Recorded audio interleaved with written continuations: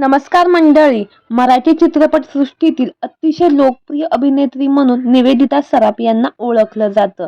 त्यांनी एकेकाळी संपूर्ण सिने इंडस्ट्री गाजवली होती. आजही त्यांच्या चाहत्यांच्या संख्येत तीळ मात्र कमी झाली नाही. त्यांचा प्रत्येक चित्रपट सुपरहिट ठरला.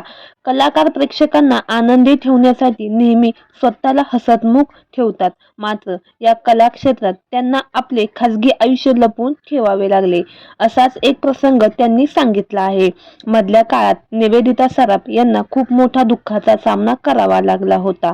तर काय आहे संपूर्ण माहिती जाणून घेऊ. तत्पूर्वी आपल्या सफर ताऱ्यांची या युट्यूब चॅनलला सबस्क्राईब आणि लाईक केलं नसेल तर नक्की करा. मधल्या काळात निवेदिता सराफ यांच्यावर मोठा दुःखाचा डोंगर कोसळला होता. त्यांच्या आयुष्यातील अगदी जवळच्या व्यक्तीने त्यांची कायमची साथ सोडली होती. निवेदिता सराफ यांच्या आई विमल गजानन जोशी यांचे दुःखद निधन झाले होते.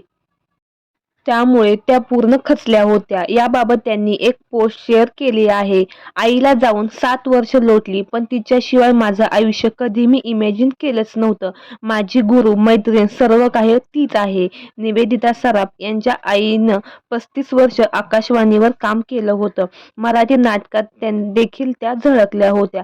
तसेच हिंदीतही त्यांनी जोरदार भूमिका साकारली होती. निवेदिता सराफ यांचं संपूर्ण कुटुंब कलाक्षेत्रात कार्यरत होतं.